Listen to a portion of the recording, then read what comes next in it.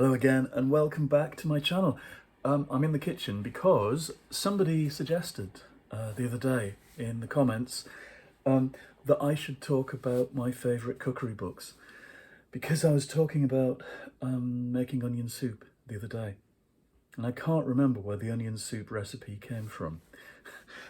Some of the cookery books in this house are on this shelf here behind me in the kitchen, which is a slightly bendy shelf that looks as if it's about to collapse, but it isn't, hopefully. Some things are missing from here, probably the ones I've used the most. This one, a Jamie Oliver one from about 2001. Generally he gets on my nerves because he's so smug and blokey and mockney. But this one, I remember us having this in the flat, or maybe even in Norwich. No, it was 2005. No, it was here. It was here. Every page is really thickened with flour and mess. That's what a cookery book should be like. And the page that is worse, the worst one, is the pizza section. Pizza toppings, pizza dough. And what I love about this is that he uses a really simple pizza base, a pizza dough recipe. It's just a few ingredients that you just about pick out by hand, and I've done it again and again and again. I love doing this. It's a thin, crispy base for pizzas, and you make them so that they're kind of slightly bigger than your hand, really. They're like that. So everyone gets one each. It takes some doing, but I love it. And almost everything in this book is good. Actually, it's 25 years ago, no, 20 years ago nearly. Now here, these are nice books. Oops. These I've collected up from charity shops years ago, and they are of a certain era, shall we say. 70s and 80s, Marks and Spencer's, cookery books. St. Michael was the kind of brand that they had for their clothes and all their homemade stuff. Own label stuff. Casserole cooking. This cost £1 from a charity shop. I don't know how many years ago. And this and what's her name?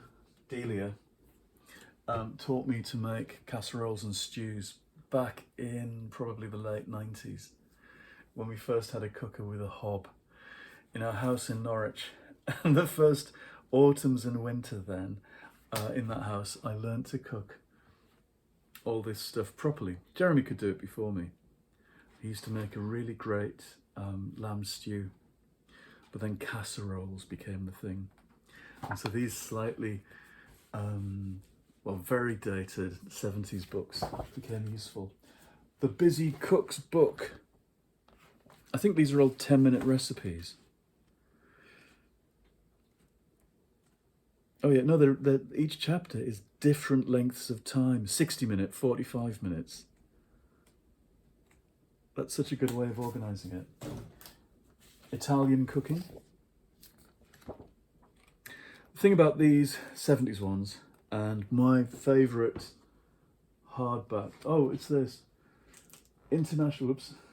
This is why I pull the whole shelf down. These Marxies ones, under the St. Michael imprint, are very good. International cooking. And oh, here's the best of St. Michael cooking. These were the 70s. These were the 80s.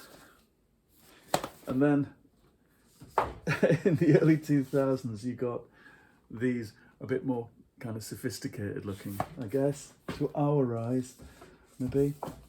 The thing about the 70s and 80s ones is they use loads of butter. Even the tomato soup recipe is slightly evil in that it's full of all this stuff. Fry everything in butter first. They would never say that now. It's delicious. I've tried them. It's completely delicious to do that. but nobody would recommend it now, which is kind of a shame. Oh, there's cheesecakes from the same series. Look, it's in the wrong place. St. Michael cheesecakes. This is such a good set. I hadn't really remembered that I had so many of these. What else? Special occasion casseroles. Not just any old casserole. These are ones for special occasions. I don't know what that really means. Oh, they sound really nice. Beery beef. Beef olives with pecan nuts. I think some of these came from Rita, from Jeremy's mum. I've got quite a lot of her clippings and folders and handwritten recipes. It's amazing having that sort of stuff. Cidered lamb with dumplings and apricot lamb. And the photography is just great. This is making me feel hungry. French cooking. I can't think what I've used this for. I have done. It's a lifetime's collection, really, when you have things like this. Barbecues and summer food has been put to some use. It's nice to know that these things are always there. And sausages basted with beer. Look at that. Each photo is a kind of a special day, a special afternoon. Make more of vegetables. Chinese cooking. 4 seasons salads. Some of these things look a bit gelatinous and old-fashioned sometimes, in the way that good old Fanny Craddock does. Food can date quite easily. I mean, look at these stuffed gourds. They look a bit monstrous. They look like kind of Doctor Who monsters. And yeah, some things, like this is, what's that? Maryland chicken. I don't know what's lying on top of what there, but I don't like the look of it. Picnics and barbecues. Other things are eternal. I would love to make a raised pork pie. Look at those pies. What else is here? So there's quite a lot of Jamie Oliver, and Nigella, and Delia. Delia's good for teaching you how to cheat with things. Another Marks and Spencer's one, Better Cooking Step by Step. Super Cookery was, I think, a Marshall Cavendish thing. From that was probably a magazine to start with. Definitely 70s, I would have thought. Anything with pale prawns on the front that look a bit evil, glaring at you. That's 70s. Anything that looks at you. There's something quite, not just garish about 70s food, but it's kind of glistening and not quite dead. They were quite robust, I think. And by the 80s, we were covering things up and prettifying them and making food not look like itself. It was pretending to be something else all the time. It's interesting that it kind of becomes fashion almost. Super Cookery is kind of interesting. I don't think I've used it much. Somewhere there's the Sainsbury's vegetarian cookbook, which everybody I knew had in the 90s, the early 90s, as students. And I think I bought another copy because everybody lost theirs as well in different house moves. And I bought another copy on eBay and I've lost it again, which is really annoying. This is a great book. This is very early 2000s. I bought this, I don't know where from, probably the Works or whatever kind of predated the Works. Comfort food. It's got a huge picture of roast potatoes on the front. And I think it could have been this that I learned to do perfect roast potatoes. it has recipes for things like muffins and crumble, apple and plum crumble, and profiteroles. So it's when I was, and muffins, chocolate chip muffins, and you can see how ripply and it's been coated in various substances that I've used this recipe again and again. There's nothing quite like using a book to cook with. It's all very well having everything on the internet and being able to have your iPad there and look things up and it's all immediate and present and you can do anything. But there's something about having books in front of you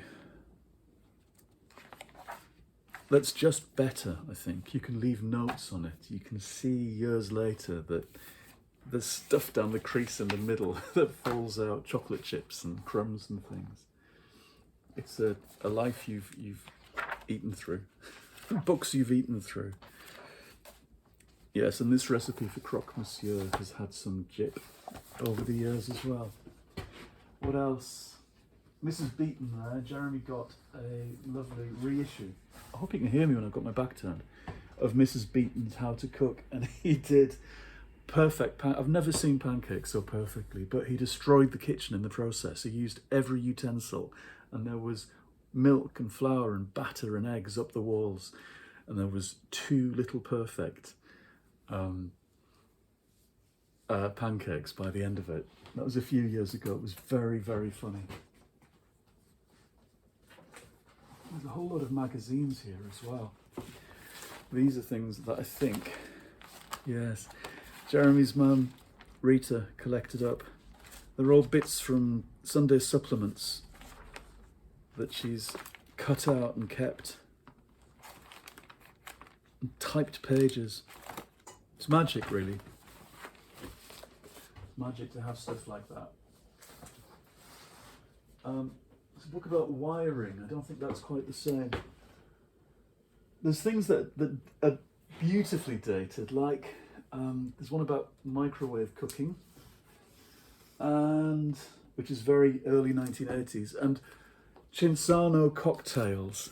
The Cinzano cocktail book, a complete guide to making cocktails at home, so long as they've got Cinzano in.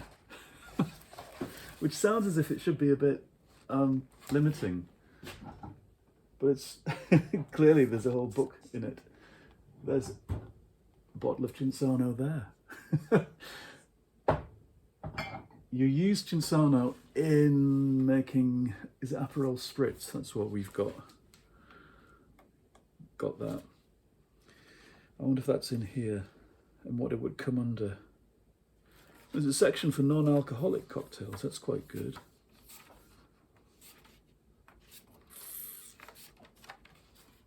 It's just with some of these books of this era, the 70s and 80s especially, it's about, everything's about party time. I mean, this section of cocktails is called Party Time, but even when you look at the kind of things that are about ordinary days, they seem to make an event of it. That's what I've noticed. And that things in the more kind of recent years become a little bit more utilitarian, perhaps. This is a nice book, Brunch, which, I don't know, probably, 2004. It was the era of everything being cafe bars and going out for brunch, or doing it home yourself. Mini bacon and egg pastries. God, they look good. Somewhere, not here, I've got the bacon cookery book, a little paperback that the whatever it is, British Food or the bacon industry put out, and they have a kind of thing there for bacon buns that looked fantastic. There's Jeremy in. I'm going through my cookery books. Anyway, that's a glimpse of them, and now I'm starving. So I will go, and I'll see you again soon in the next episode.